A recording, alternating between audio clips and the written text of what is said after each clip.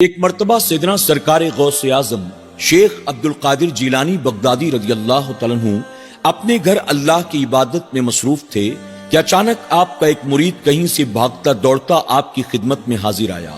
حضور غوث اعظم نے اپنے مرید کے چہرے کی طرف دیکھا، وہ بہت ہی زیادہ پریشان اور غم زدہ نظر آ رہا تھا۔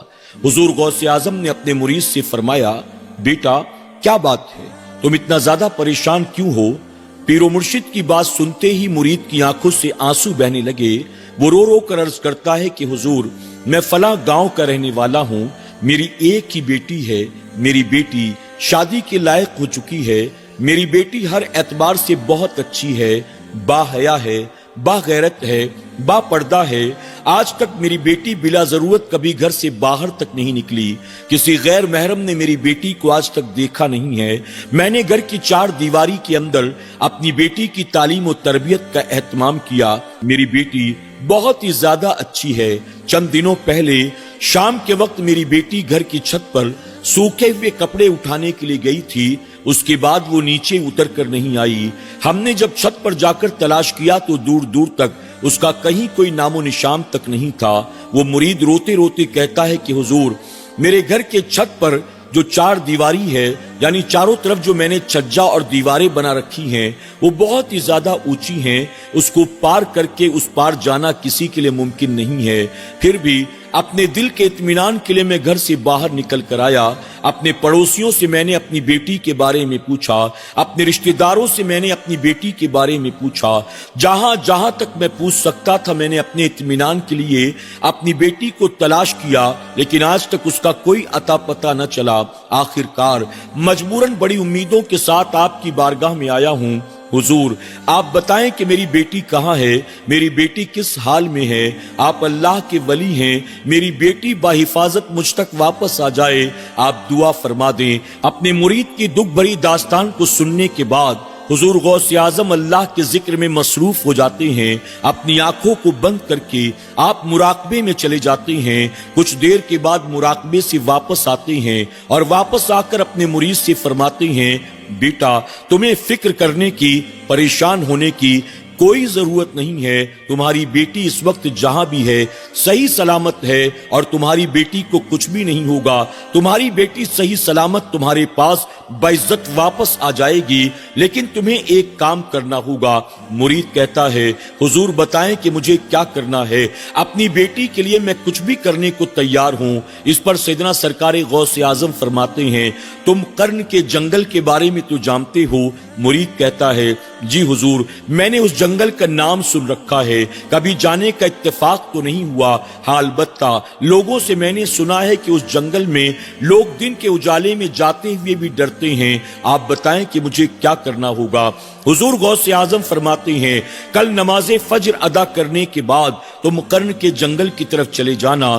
اندر جانے کے بعد تمہیں ایک قلعہ نظر آئے گا، اس قلعے کو چھوڑ دینا۔ کچھ دور اور آگے چلے جانا، تمہیں دوسرا قلعہ نظر آئے گا، اس قلعے کو بھی چھوڑ دینا۔ اس کے بعد تمہیں تیسرا قلعہ نظر آئے گا۔ جب تیسرا قلعہ مل جائے تو تیسرے قلعے کی چھت کے اوپر چلے جانا۔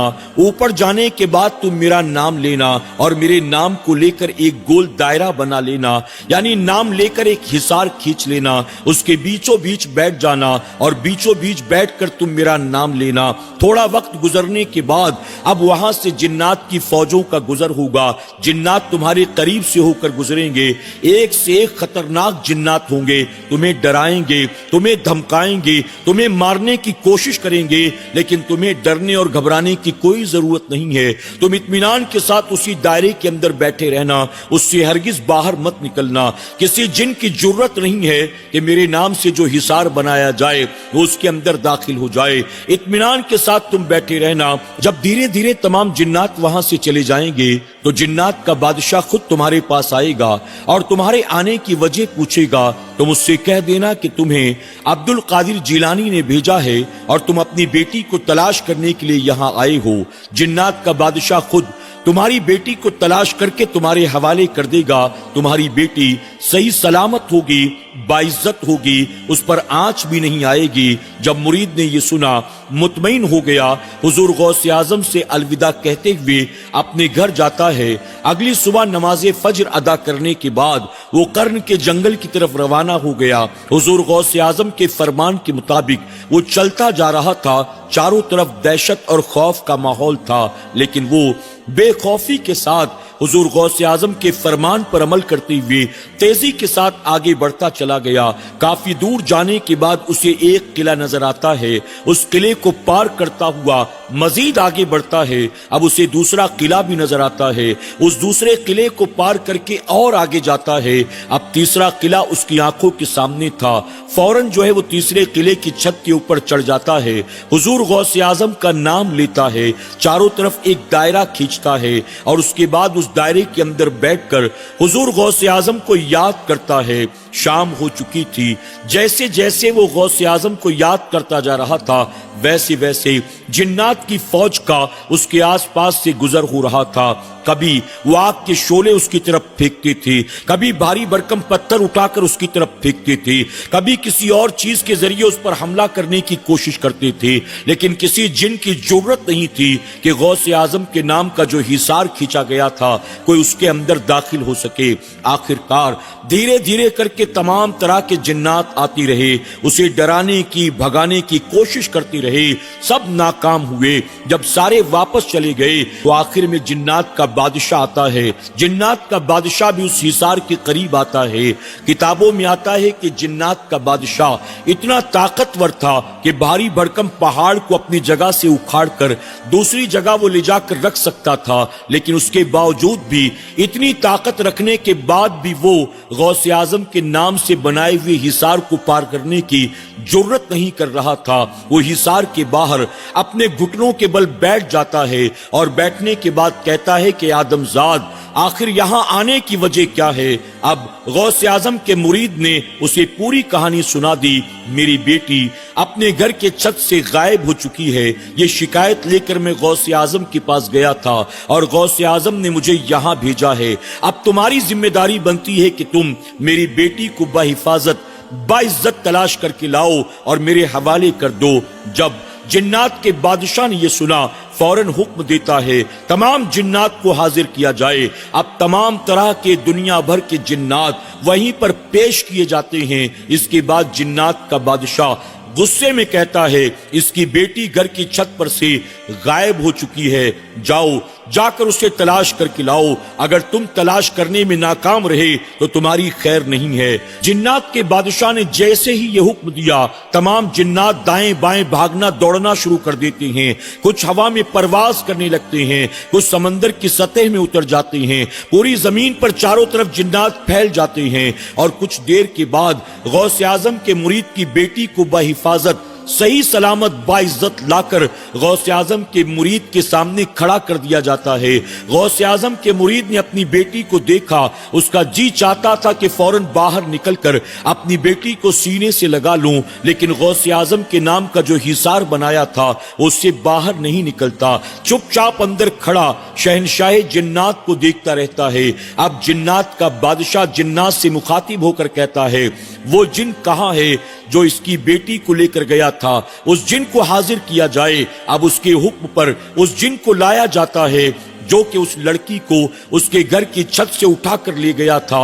उस जिन को कैदी बनाकर लाया जाता है। शहनशाह जिन्नात ने गुस्से में कहा, तेरी जुर्रत कैसे हुई तू गौसे आजम के मुरीद की बेटी को उसके घर की छत से उठाकर ले जाए? वो कहता है, मुझसे बहुत बड़ी गलती हो गई, मैं नहीं जानता था ये अब्दुल कादिर जिलानी के मुरीद की बेटी है। दरअसल मैं तो उस रास्ते से गुजर रहा था, अचानक मेरी नजर इसके घर की छत पर पड़ी। मैंने देखा वो लड़की सूखे हुए कपड़े उठा रही थी और साथ ही मुस्कुरा रही थी। उसकी खूबसूरती को देखकर, हुस्न और जमाल को देखकर मैं अपने आप को रोक نہ سکا اور میں نے اس کو وہاں سے اٹھا لیا، مجھ سے بہت بڑی غلطی ہو گئی، مجھے معاف کرنا۔ شہنشاہ جنات نے جب یہ سنا آگ ببولا ہو جاتا ہے، وہ کہتا ہے تیری جرت کیسے ہوئی عبد القادر جیلانی کے مرید کی بیٹی کو اٹھانے کی؟ پھر اس نے حکم دیا کہ اس جن کو فوراً قتل کر دیا جائے۔ اب اس کا حکم پاتے ہی اس جن کو لے جا کر ایک کونے میں قتل کر دیا جاتا ہے، پھر غوث اعظم کے مرید کے حوالے اس کی بیٹی کو کیا جاتا ہے۔ پھر شہنشاہ جنات کہتا ہے عبد القادر جیلانی کو میرا سلام کہنا اور ساتھ ہی کہنا اس جن نے جو غلطی کی ہے اس غلطی کے لیے میں ان سے معافی مانگتا ہوں، آئندہ ہم ایسی کوئی حرکت نہیں کریں گے۔ جب غوث اعظم کے مرید نے یہ سنا اسے بڑا تعجب ہوا، وہ شہنشاہ جنات سے کہتا ہے کہ عبد القادر جیلانی کو آپ لوگ بھی مانتے ہیں، آپ ان کی عظمت کو جانتے ہیں تو جانتے ہیں شہنشاہ جنات نے کیا کہا؟ شہنشاہ جنات نے کہا جیسے وہ تمام اولیاء کے سردار ہیں ویسے ہی وہ ہمارے بھی شیخ ہیں، ہمارے بھی بزرگ ہیں، جیسے انسان ان کا احترام کرتے ہیں ویسے ہی ہم بھی ان کا احترام کرتے ہیں، ان کے حکم کو مانتے ہیں، ہم ان کی خدمت کیا کرتے ہیں۔ اللہ اکبر۔ جب مرید نے یہ سنا تو حیران رہ جاتا ہے، وہ شہنشاہ جنات کا شکریہ ادا کرتا ہے اور اپنی بیٹی کو بحفاظت صحیح سلامت لے کر اپنے گھر واپس آتا ہے اور غوث اعظم کی خدمت میں حاضر ہو کر تمام واقعہ بیان کر دیتا ہے۔ سبحان اللہ۔ ناظرین اکرام، اللہ تبارک تعالیٰ نے سروئے زمین پر ایسے ولیوں کو پیدا کیا ہے کہ جن ولیوں کی اطاعت اور فرمانبرداری الحمدللہ صرف انسان نہیں بلکہ جنات بھی کیا کرتے ہیں۔ جس طرح سے اللہ تبارک تعالیٰ نے کئی جنات کو وقتاً فوقتاً اپنے محبوب صلی اللہ علیہ وسلم کی خدمت میں بھیجا، وہ توبہ کرتی تھی، کلمہ پڑھتی تھی، اسلام قبول کرتی تھی، اسی طرح سے ایسے کئی اولیاء اکرام گزرے ہیں جن کے مریدوں میں صرف انسان نہیں بلکہ جنات بھی تھے۔ اللہ تبارک تعالی ہمیں اور آپ کو اولیاء صوفیہ کی عظمت کو تسلیم کرنے، ان سے محبت کرنے، ان کے نقش قدم پر چلنے کی توفیق عطا فرمائے، اور اللہ میدان قیامت میں ہمیں اور آپ کو اپنے انہی محبوبین کے قدموں میں جگہ عطا فرمائے۔ آمین یا رب العالمین۔